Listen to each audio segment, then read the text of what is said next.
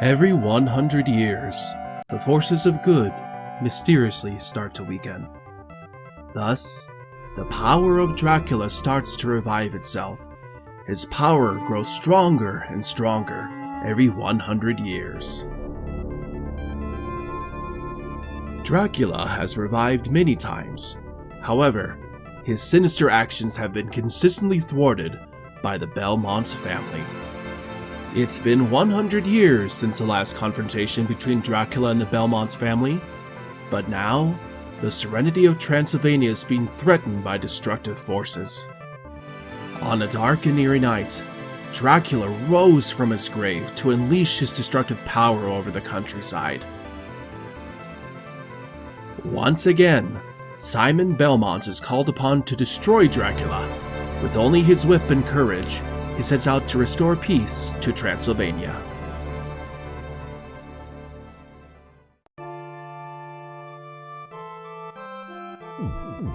Before beginning his perilous journey, Simon engraved his name on a slab of stone to memorialize his efforts should he perish trying. In the horizon, it stood, menacing, imposing. As the fog cleared, Simon gazed upon the castle, determined to annihilate the evil within. The air was quiet and dark. Simon began his walk to the outer gates, slow, steady, yet powerful.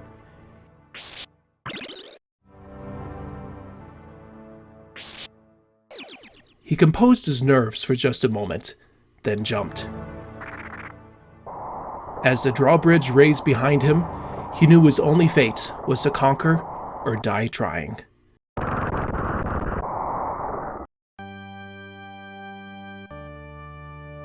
Even in the utmost outer courtyards, the curse of Dracula's evil was apparent. Even stone, metal, and plants gained a twisted life of its own, with the reanimated remains of the dead ready to greet him.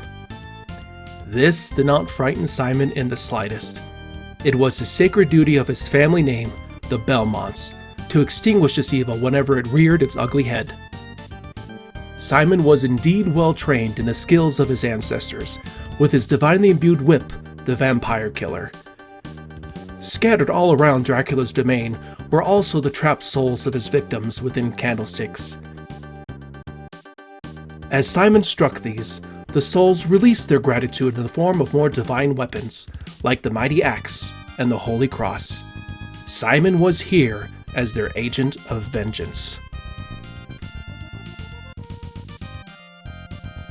Simon found his way into an old abandoned stable, where the heads of noble steeds cursed with evil flew at him relentlessly. The floor was unsteady as he tried to avoid the gaze of Medusas all around him.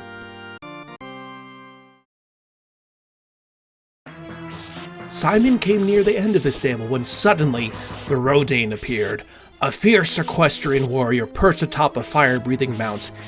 Heat blazing all around him, he disintegrated the horse, and the warrior dove after him. For a moment, he seemed indestructible, but eventually succumbed to the whip's awesome powers.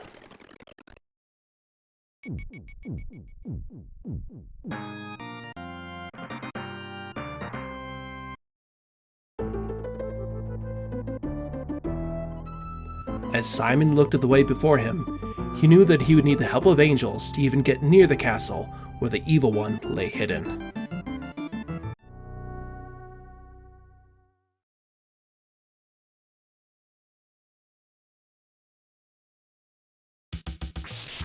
In the forest of monsters, it became clear that Dracula's defenses were just beginning. The grisly hands of the undead tried to stop Simon in his tracks, but thankfully, Simon had never skipped leg day and was able to rest his way through. Spiders the size of cats rappelled down soundlessly. Beings of leaves formed out of nowhere.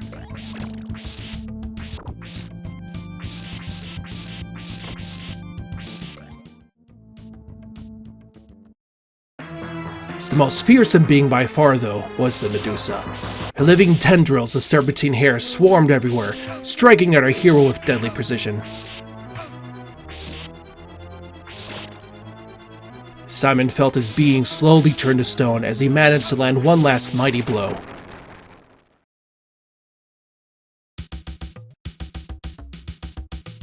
Simon thought for a moment that he could find repose in the river, but quickly found that it too was corrupted by Dracula's hand.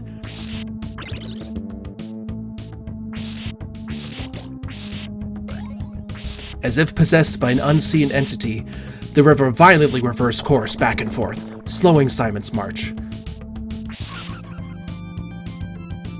Grotesque thorns grew everywhere, and Simon began to wonder the extent of Dracula's true power.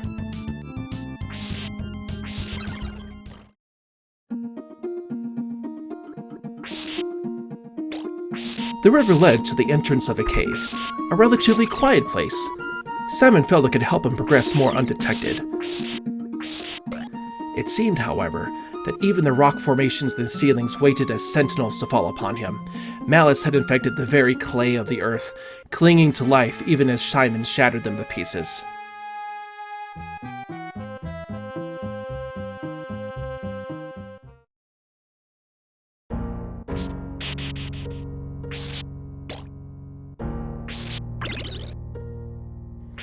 As he walked back into the light, Simon heard the sound of rushing water.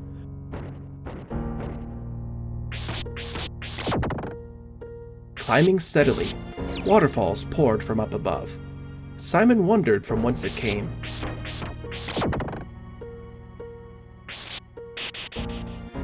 The rocks were slippery and wet. Simon had to be careful with every jump, lest he tumbled to his doom.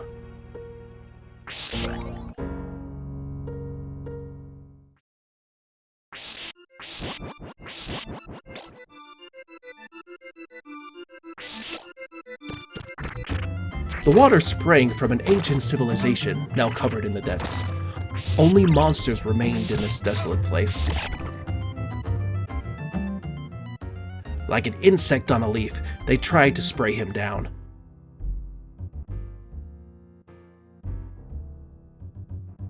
A fearsome twin-headed dragon waited to greet Simon at the top, each head spewing their own variety of hellish flame. Simon was careful to maintain his distance, relying on the reach of the vampire slayer as one head, and then the other, fell to the earth. The castle was looming closer, but a curious structure remained in the way, a place filled with tricks and traps to bewilder all who attempted passage. Skulls in the wall kept a close eye on Simon, and Dracula knew his pursuer drew near. Sickly dryads screeched out of the wall, barely missing. The green platform seemed innocuous, but without quick reflexes, Simon would plummet to his doom.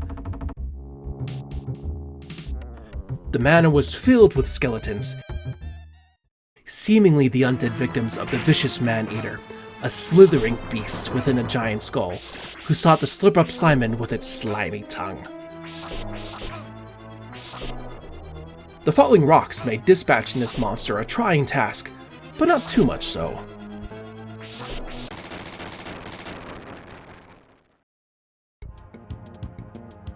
As Simon delved further into the manor, it became clear that this was no ordinary structure.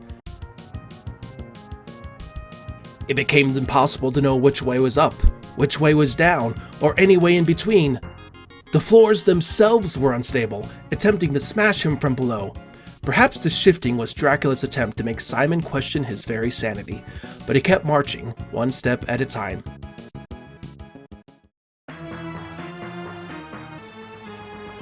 Until he met Coronat, the king of the golems. He was a tenacious foe, becoming more and more erratic as Simon whittled him away one stone at a time.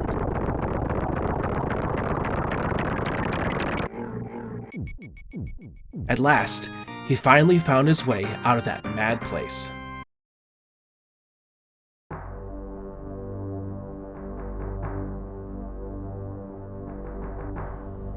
Something was different in the air.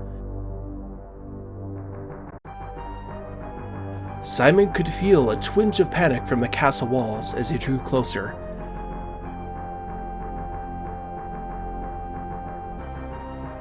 Harpies tried to drop ghoulish rabbits on his head,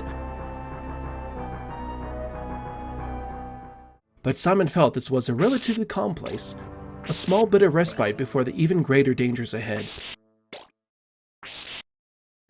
He was surprised to see the castle doors wide open, almost seeming to beckon him inside.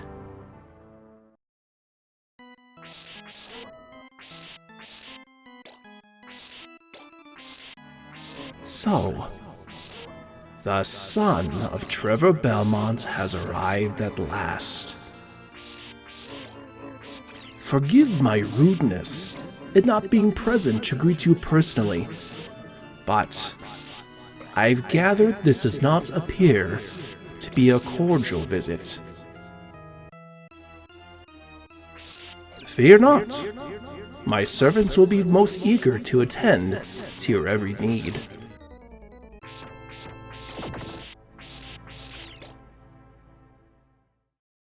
The dining room is just up the stairs.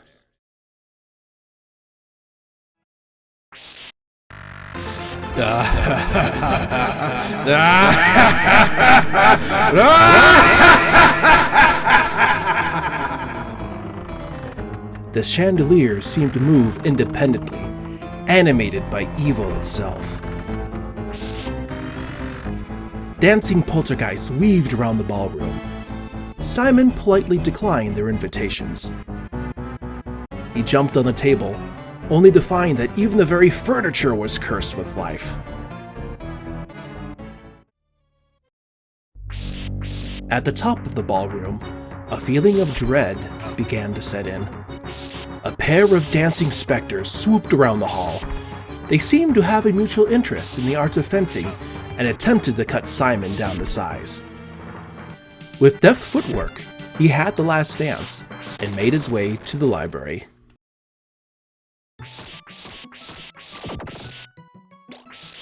I see you have found my place of study. You are more than welcome to read anything here, although I suspect a lot of the literature may not be suitable. The world of books has been a refuge for me. After my beloved Elizabeth was taken away, I searched through my libraries far and wide to find the secrets of immortality. No matter how many times you Belmonts come to stamp me out, I will never be gone for good.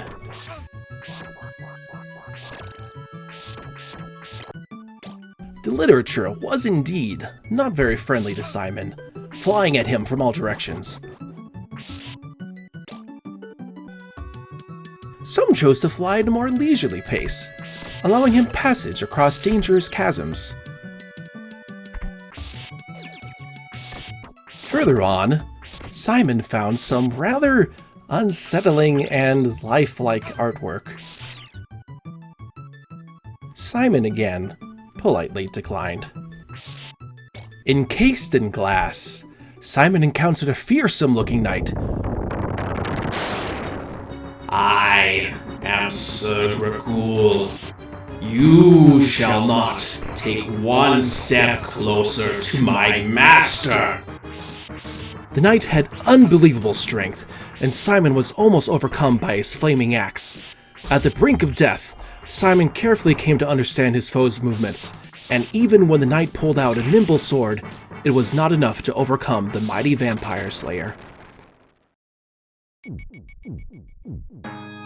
You have slayed my knight, but you shall indeed take no step further in reaching my chambers. Begone, son of Trevor!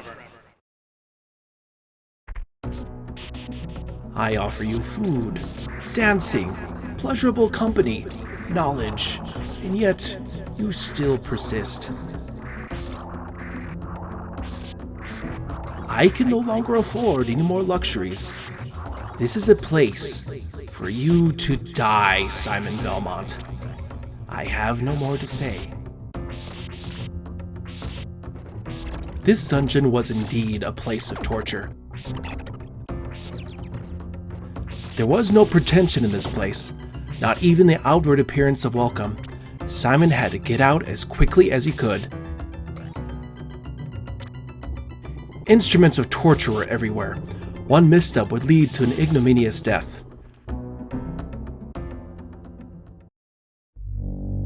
As well as a place of torture, it was apparent that this was also a place of cruel experimentation. A creature stitched together with the limbs of the dead, through the various concoctions of his creator, even creating ghostly visions of himself. Simon sent it back to the grave where he belonged.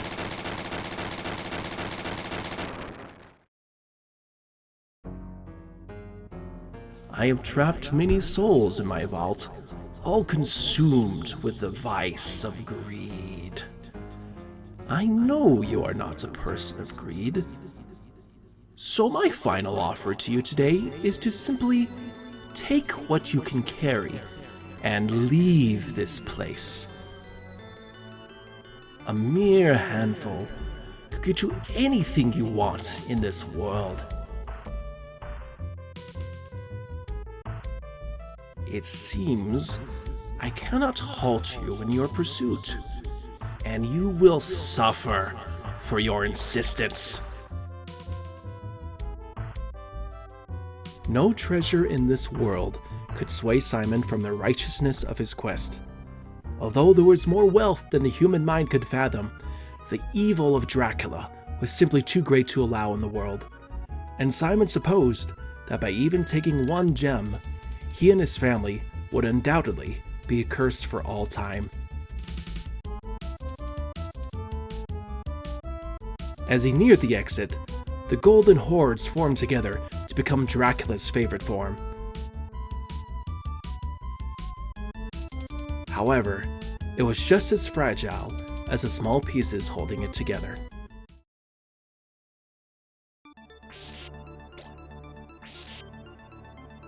With just a little more distance remaining to the final showdown, Simon found himself an enormous clockwork mechanism. Ah yes, time. What a fickle concept.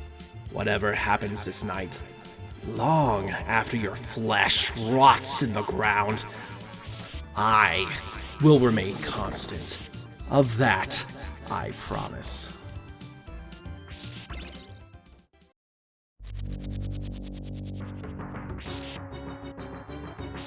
At the top of the tower, Simon found an ancient clock, where an ancient mummy awaited him.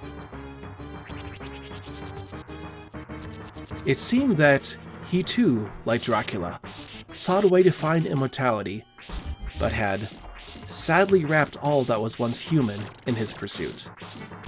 Thankfully, Simon was able to free him at last to his final resting place.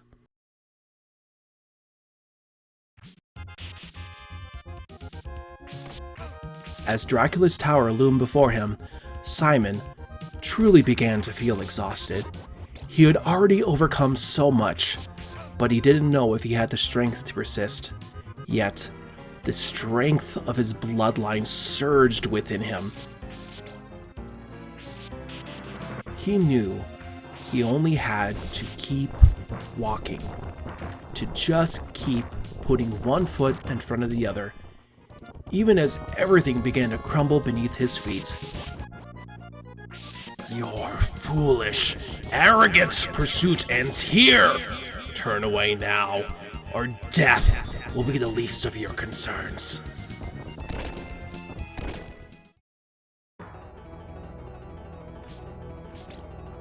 Dracula's final line of defense were his closest servants.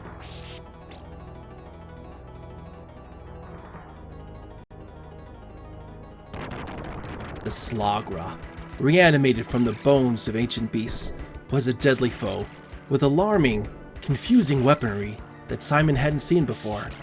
Simon had to stay close to the ground to stay out of his reach. The Gaben had the power of flight and flames of fury. but Simon's skill with the long reach of the whip was greater, and felled this creature back to the ground.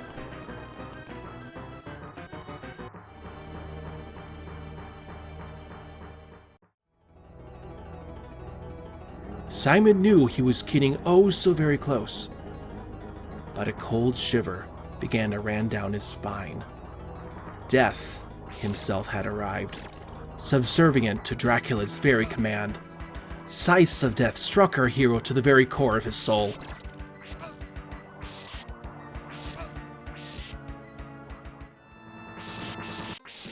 For a moment, he thought he would succumb, but even death itself gave way to the forces of divine retribution.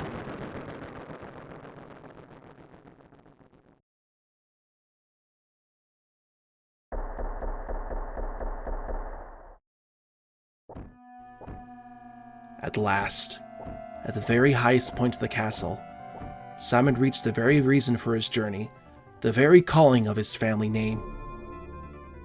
He did not know if he could face the nightmare within, but he could also never be convinced to turn away now.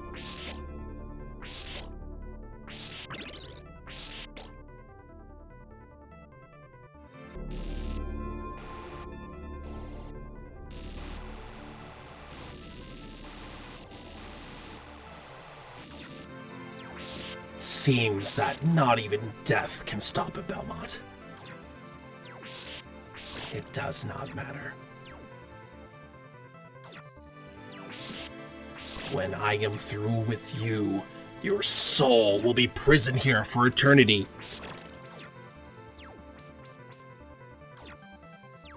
Do you not care for the state of your soul?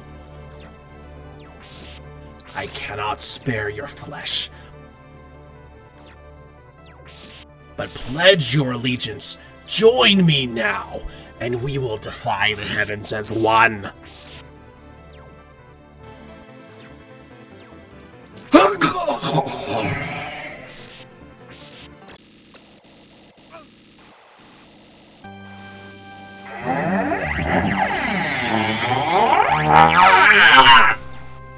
You utter imbecile!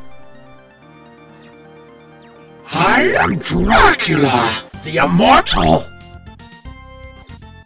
Your pitiful mortal coil is but vile refuse!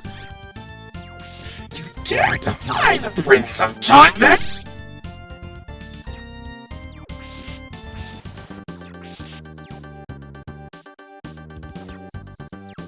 Bow to me! Bow to me, son of Trevor!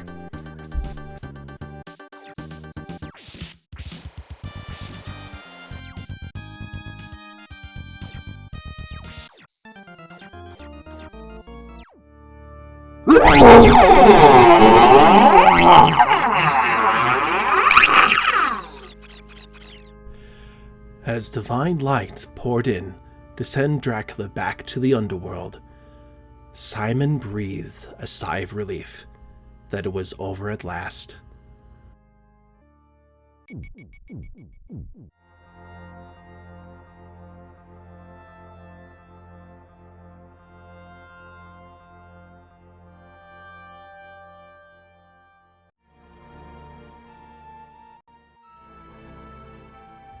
Without the evil magic of its master, the castle tumbled to the ground, and Transylvania was at peace yet again.